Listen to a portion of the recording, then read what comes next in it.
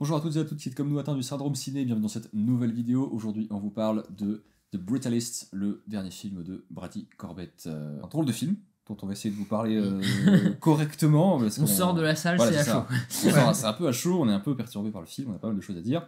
On va essayer de faire court quand même. On n'a pas de recours, mais on vous invite à revoir celle qu'on a fait la dernière fois pour Maria. Et voilà. Sinon, si vous n'aimez pas voir nos vidéos, vous pouvez écouter notre critique en version podcast sur Spotify. C'est ça. Donc n'hésitez pas, il y a le lien en description. Et allez nous suivre sur Twitter, sur Instagram, sur TikTok. Sans plus tarder, on part sur la critique. Let's go.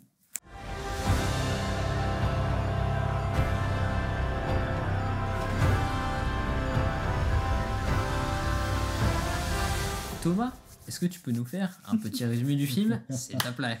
Oui, alors... En regardant les gens dans les yeux. The Brutalist, donc, ça nous raconte l'histoire de Laszlo Toth. Interprété par Adrien Brody.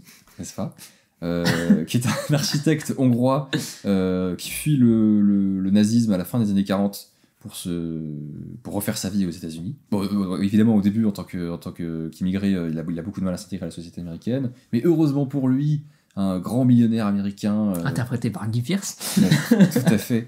Va devenir un peu son mécène pour financer un immense projet architectural de grande ampleur, très ambitieux, très révolutionnaire en termes d'esthétique, et ce qui va devenir là, une espèce de nouvelle raison de vivre pour le personnage, et une façon pour lui aussi de s'intégrer dans ce pays d'accueil. Et bon, comme on s'en doute bien, ça va être un peu compliqué. Mais donc, la particularité de ce film, c'est que, déjà, il dure 3h35, donc c'est un gros morceau, voilà, mais c'est un gros morceau qui ne l'a pas empêché de remporter plusieurs Golden Globes à la dernière cérémonie. Et en plus de ça, c'est un gros morceau qui se permet d'avoir une entracte c'est la première fois, en tout cas dans mon expérience de cinéphile, d'avoir une entracte d'un film récent, d'avoir une entracte sur 3h30 de film. Et c'est aussi très rare de voir des films de cette ampleur-là en termes de durée. Ce qui est aussi surprenant, c'est que le film n'a coûté que 10 millions de dollars. Ouais, et encore peut-être même un peu moins d'ailleurs. Il a été tourné en une trentaine de jours, principalement en Hongrie. Mais donc oui, c'est un film assez dense. Et donc comme c'est une critique un peu à chaud, c'est un peu compliqué d'en parler. Mais on va y arriver, vous inquiétez pas. Ouais. C'est aussi un film qui s'est vendu sur le fait de ressusciter un vieux format du Hollywood classique. Ça s'appelle le VistaVision, qui est une espèce de pellicule plus grande que la 35 mm traditionnelle et qui se défile d'une façon pour avoir une image plus grande. Extrêmement détaillé, oui. C'est ça, avec plus de détails dans l'image. Donc c'était aussi une des raisons une des façons dont le film s'est vendu. Ça fait partie de la proposition d'essayer de s'imprégner de ces grandes fresques hollywoodiennes des années 50-60 jusqu'à reprendre les durées, cette durée, une entracte le format, tout en étant en plus du coup dans un format en 1.66 qui est un format qui est très cher à Stanley Kubrick et qui fait bon, je vais pas dire bandeur, mais un petit peu peu intellectuel, voilà, et qui rappelle vraiment cette période-là, quoi. Et ça rappelle cette façon-là d'une façon bizarre, parce que il y a eu le VistaVision 3h30, tout un tas de fresques des années 50-60 en spectacle, mais ces films-là n'étaient pas en 66. Mais non, généralement, justement, c'est ce qui est intéressant, c'est que c'était des films qui n'étaient pas du tout filmés en 66, c'était généralement du scope, ou alors même dans des formats encore plus larges. C'était vraiment du format large pour des grandes scènes spectaculaires. Là, c'est une espèce de fresque qui veut être quelque chose de plus intimiste. D'où je pense ce recours à un format plus serré, justement, le 1.66, dont on parlera plus tard de ça aussi d'ailleurs. Mais du coup, cette fresque, on suit le personnage de Laszlo qui est interprété par Adrien Brody, et on va essayer de parler du film à travers le parcours de ce personnage, parce que c'était compliqué de parler juste point positif, point négatif. Je vais parler vite fait de l'ouverture du film, si ouais, de soucis. Parce que le film, du coup, nous prend absolument pas par la main et nous balance directement dans une scène d'interrogatoire, avant ensuite de cutter assez rapidement sur notre personnage principal, Adrien Brody, qui arrive donc à New York, et qui va nous filmer d'entrée de jeu la Statue de la Liberté, filmée à l'envers, de manière un petit peu maladroite et tout, à partir d'un bateau, qui est l'affiche du film. Qui est l'affiche du film d'ailleurs en plus. Et ça c'est intéressant parce qu'en plus d'avoir le point de vue du personnage principal, ça vient déjà nous parler des thèmes du film, notamment du rêve américain. On vient le retourner et tout. Alors, il y a un plan en trop, bref.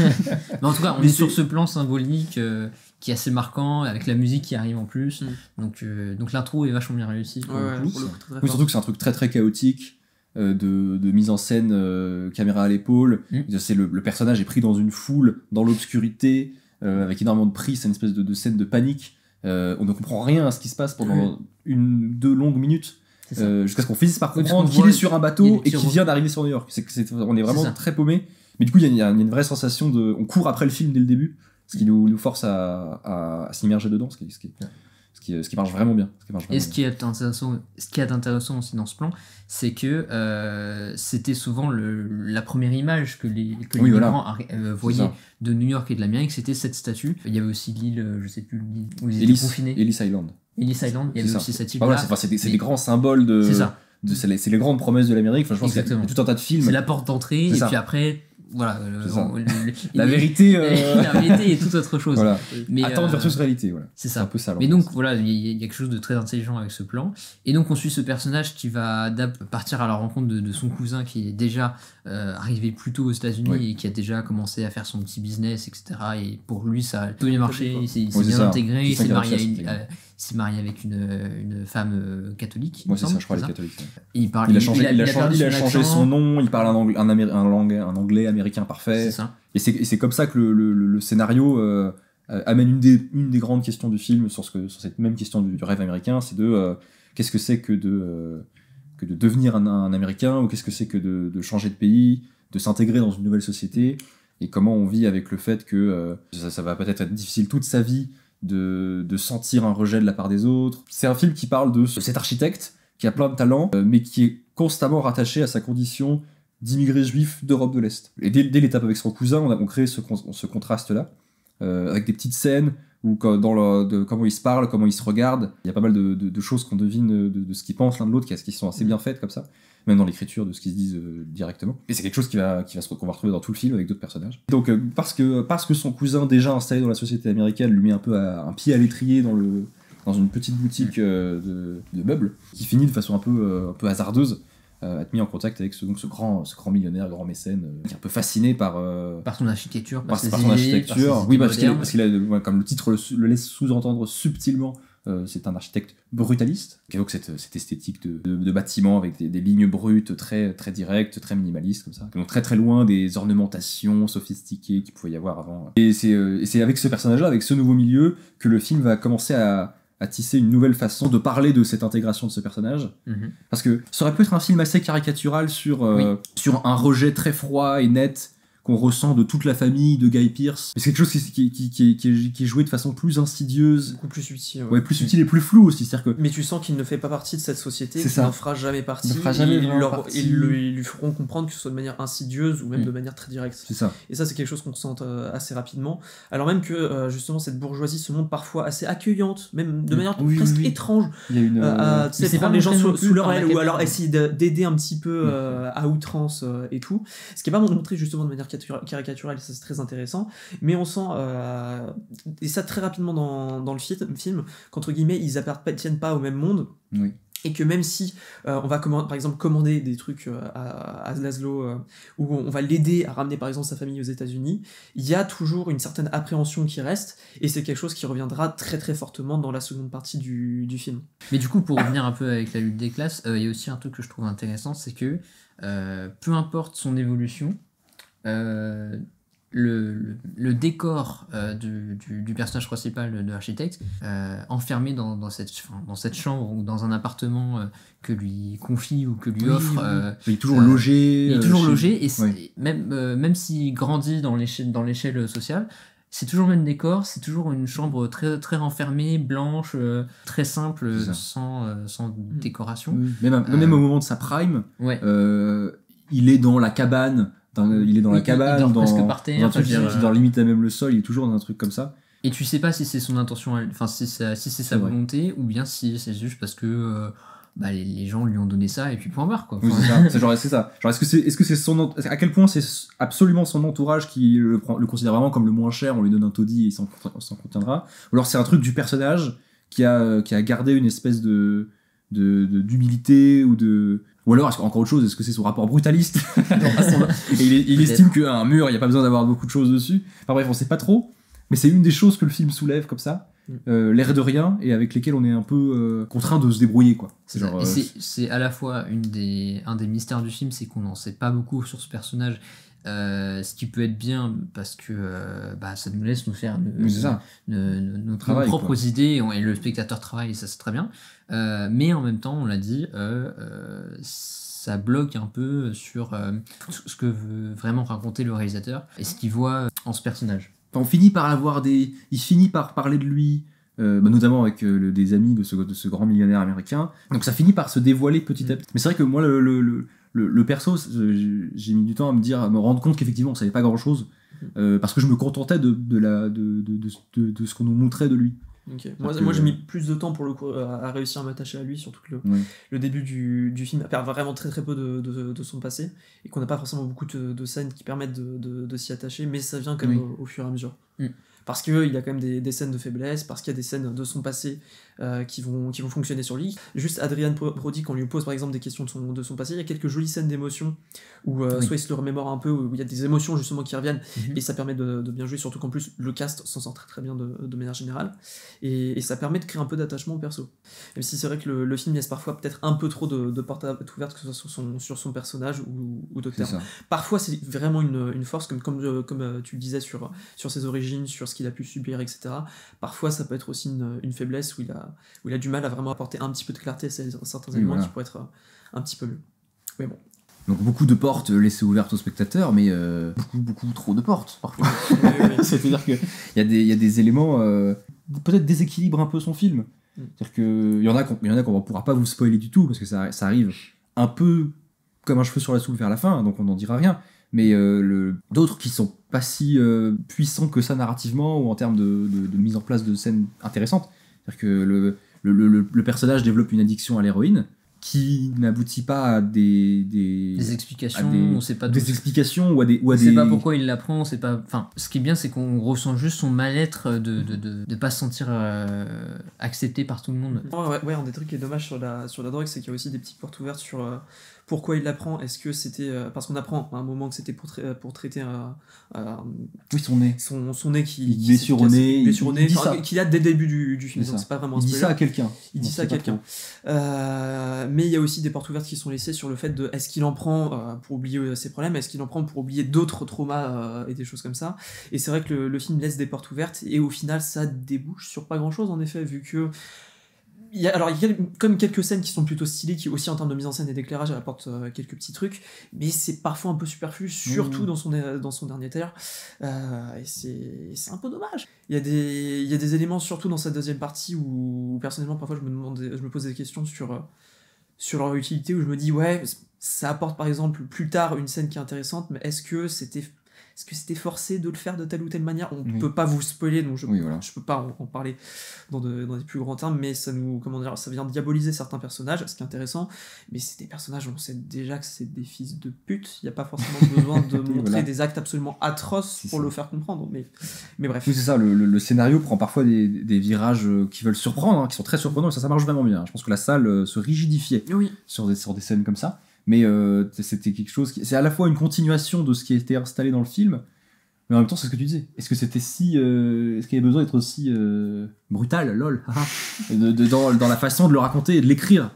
Parce que je sais que le réal parlait, il disait que par rapport à un des personnages, il voulait le montrer, montrer qu'il détruisait justement le personnage principal, parce que c'était un peu une manifestation du capitalisme et des choses comme ça, mais c'est quelque chose qu'on s'est dit déjà au sein du film, mais il n'y a pas besoin de montrer de choses de manière aussi choquante, surtout avec des sujets qui sont parfois aussi sensibles, quoi. C'est comme mais moi j'avais vu Vox Lux, son film précédent, qui lui aussi est vraiment en mode c'est genre tu vas voir un film sur une chanteuse pop jouée par Nathalie Portman, l'intro c'est school shooting dans un collège. D'accord. c'est ultra frontal sur ce qui se passe. Il y a pas de il a pas froid aux yeux le Brady Corbett. Quand il veut y aller, il veut y aller. Mais ça reste très ça reste des trucs confusants, ça prime, tu vois, ça fait effet et tout. Ouais, mais ça laisse un flou terrible sur où tu vas. Parce qu'il y a aussi ce truc dans le film qui a été pas mal commenté. Comme beaucoup de films, c'est pas tout à fait nouveau, de films qui parlent de création artistique et du coup tout le discours méta un peu. Oui, voilà, c'est du fait que c'est un architecte qui a du mal à aboutir à sa vision, un artiste qui a du mal à aboutir à sa vision avec des frictions avec son financier, son mécène.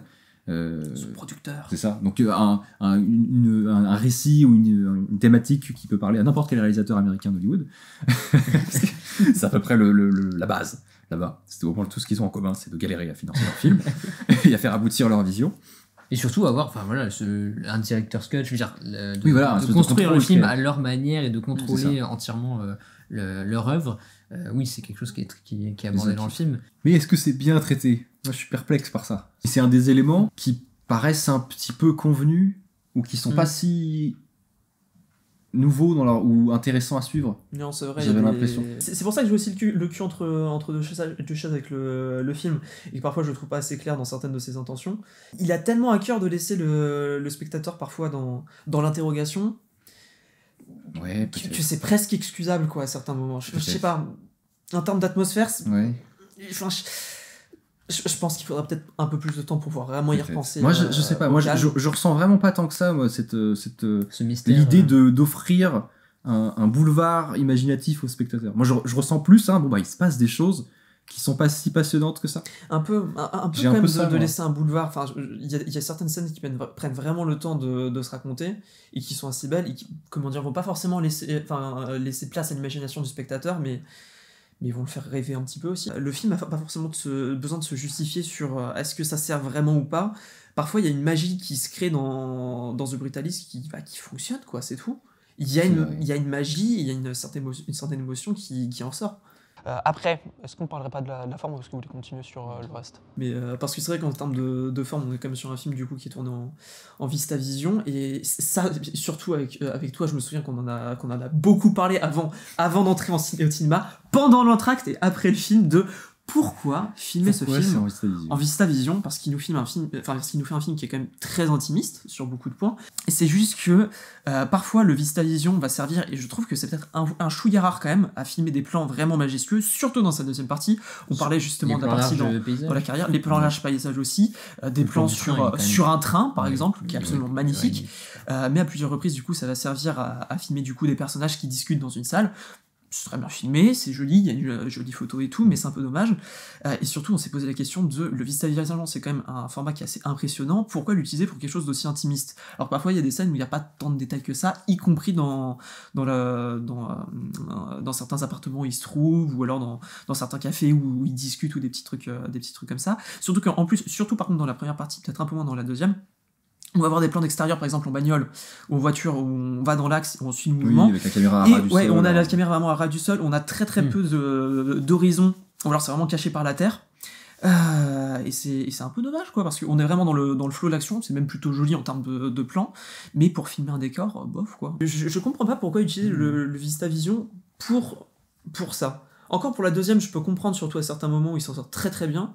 Mais pour la première partie, peut-être un peu moins. Un peu bizarre, parce qu'il y a vraiment presque une intention de faire différemment entre les deux parties. Où la deuxième partie est sur beaucoup de points, je trouve, plus majestueuse. En même temps, on a aussi le chantier et la construction qui s'appuie pas mal dessus. Mais la première partie, justement, qui est aussi filmée en VistaVision, est assez différente pour le coup. Il y a même un plan dont je me souviens sur une colline, où on voit un petit peu de ville au loin. Et à nouveau, c'est quand même filmé vraiment à ras du sol. On a à cœur de peu filmer le reste du décor et de se focaliser sur les personnages. Et c'est une question que je me suis posée, c'est pourquoi le VistaVision ? Pourquoi ne pas passer sur un format justement plus classique au début, pour passer par exemple sur un autre format par la suite ? Mais là, c'est vraiment une question, un truc que je ne comprends pas. Mais tu sais, quitte à changer de format, quitte à faire, je sais pas moi, justement un 4/3 pendant le début du film et ensuite faire un 85 ou un 66 pour la suite, ou même passer en scope, j'en sais rien, quitte à faire un truc fou ou autre. C'est étrange. C'est un des autres trucs que je comprends pas trop avec The Brutalist. Mais... Moi, je pense qu'il a réfléchi un peu le truc. Genre, je repensais à pourquoi il fait pas une image large, et je repensais à ce que disait Laszlo sur l'architecture de ses pièces dans le bâtiment, c'est d'avoir des pièces assez étroites mais avec haute de plafond. Et je pense vraiment qu'il y a moyen qu'il pense le grandiose architectural de son film sur la hauteur aussi. Donc 1,66 et on va pas au-delà du 1,85 pour c'est de la largeur de l'image. Mais donc ça reste un film qui, visuellement, je suis désolé, c'est une belle pellicule. Mais c'est un film qui ressemble à un film tourné en pellicule classique, qui a un ratio de cadre assez intimiste. Donc c'est vrai que je suis assez perplexe de cette décision. Après, ça me rappelle un autre film. Qui est qui s'appelait Oppenheimer. qui m'interrogeait aussi. Après, je m'en fichais un peu. Ça m'intéressait pas tant que ça de savoir si il a la légitimité de l'IMAX pour ça. Après, Oppenheimer change beaucoup plus de format, justement, on passe du format scope au format IMAX pour certaines scènes, donc c'est à la limite déjà un peu plus défendable. Tu gardes du scope. Enfin, c'était une critique qui me une critique que j'avais entendue sur Oppenheimer à l'époque. Ouais, c'est quoi ce film en IMAX où on filme des gens en premier degré, et là je vais défendre Christopher Nolan, ce qui n'est pas du tout mon habitude, bien entendu. Sûr. Mais Oppenheimer me semble plus défendable de ce point de vue-là. Oui, parce qu'il fait vraiment une différence entre les scènes qui va tourner en IMAX et les scènes qui va tourner en scope. Bah après, vous dites tu m'as de la photo, oui, il y a quand même des belles choses dans le Vestiaire Vision. Après, je sais pas si ces plans-là ont été tournés en Vestiaire Vision, mais tous les plans où il vient de prendre de la drogue, qui est dans un espèce de trip, t'as ces jeux de lumière avec ces lignes de... Comment t'appelles ça? C'est juste des lignes verticales, un peu comme son architecture aussi. Il a des tris brutalistes, c'est un balade. Il y a ces lignes de lumière, d'éclairage qui sont super jolies, qui rappellent un peu dans Interstellar, le jeu avec la poussière, qui sont très très jolies. Et dans la réal, il y a aussi une chose, c'est le montage qui est quand même... Il y a 3h35 de film, je me suis pas ennuyé. Je trouve que c'est globalement hyper bien rythmé. Les scènes sont pas charcutées en termes de montage. Peut-être une dans un miroir dont tu parles. Oui, justement. Ouais. Mais non, mais je veux dire, dans l'ensemble... c'est vraiment bien dans l'ensemble, oui, c'est ça. Les dialogues se font soit sur des chants contre chants, mais qui sont assez bien maîtrisés, je trouve. Soit sur des longs plans taille où c'est pas du tout ennuyeux parce que la conversation est intéressante et que c'est bien joué et que voilà. Mais du coup, c'est agréable d'avoir autre chose que des plans, des chants contre chants un peu basiques. Même si, voilà, il y a un plan, un cadre de montage que je comprends pas, qui aurait pu être intéressant parce que ça arrive sur le tournant du film et le basculement de l'avenir du personnage. Et donc qui aurait pu être filmé dans le miroir, que je trouvais ça intéressant. Finalement il cut en plein mouvement, c'est dommage, mais sinon globalement je trouve que le film est bien rythmé, c'est joli, et puis et voilà, en vrai. Non, en vrai, il y a plein de trucs. Et il y a la musique aussi qui a un thème super intéressant. Mais d'ailleurs aussi, c'est un truc qui m'avait pas mal cassé la gueule sur le début du film. Le mixage est vachement bien foutu aussi. Ah oui. Il y a des effets sonores qui sont très bien foutus. Il y a aussi un petit truc qui revient avec Laszlo et son briquet, qui est parfois un peu surmixé sur certaines scènes. Et il fait des cuts justement là-dessus. Brutaliste. C'est super intéressant, mais même la scène d'intro par rapport au mixage et la musique est super bien foutue. Quand on arrive justement sur la Statue de la Liberté, en fait pendant tout le début de l'intro on a une petite musique qui est là au piano, c'est justement le thème principal qui vient, et à partir du moment où voilà justement la Statue de la Liberté arrivée, t'as un immense comme ça, c'est un peu à la... c'est les gros corps comme si c'était aussi le bateau qui arrive aussi, justement t'as aussi le bateau qui arrive et tout, mais justement c'est tellement surmixé que sur ton siège ça te secoue un petit peu quoi. Et c'est un truc qu'il utilise pas forcément très souvent dans le film, mais à chaque fois qu'il utilise des petits effets comme ça par rapport à la musique ou par rapport au mixage audio, ça marche vachement bien. Mais du coup, pour conclure cette vidéo, la notation sur l'échelle du syndrome, où placez-vous ce film? Dans ses meilleurs moments, en vrai, j'aurais bien aimé le mettre sur un Margot Robbie, mais ce serait un show Yun Fat. J'ai trop de doutes avec le film sur certains points. Il y a une scène qui me fait basculer plus du côté un peu négatif. Je pense comme toi. Mais donc je vais partir sur un show Fat aussi. Moi, faut que je donne du sens à cette notation, parce que là, on est en train d'enchaîner un triplé de show Fat. Je ne peux pas mettre show Fat à ce film. Oh, si, c'est drôle. Oui, mais ça veut rien dire. C'est pas le même show Fat que Maria. Mais bien sûr. Moi, je serais sur du Will Smith. Il y a trop de choses perplexisantes dans ce film qui vont un peu nulle part, ou qui... Bon, et aussi parce qu'on en a assez peu parlé, le film est sursucé. Au niveau de la presse, au niveau des nominations bien sûr et des académies de prix. Oui, mais ça enlève pas aux qualités du film. Ça enlève pas aux qualités du film, mais ça m'incite aussi à être sévère. Voilà ce qu'on pouvait vous dire sur The Brutalist de Brady Corbett. D'ici là, restez abonnés et abonnez-vous pour les nouveaux. N'hésitez pas à commenter votre avis sur le film et si vous avez des remarques sur la vidéo. Et puis Instagram, Twitter, TikTok. Suivez-nous où qu'on aille. Et pour la prochaine vidéo, on sait pas encore, mais du coup on vous mettra un petit sondage certainement. Mais il me semble que ça sera le Bon Juno, Monkey 17. Oh putain, Mickey, let's go. Et puis Thomas, je te laisse conclure. Bah écoutez, soignez-vous bien en regardant des films, abonnez-vous et ciao.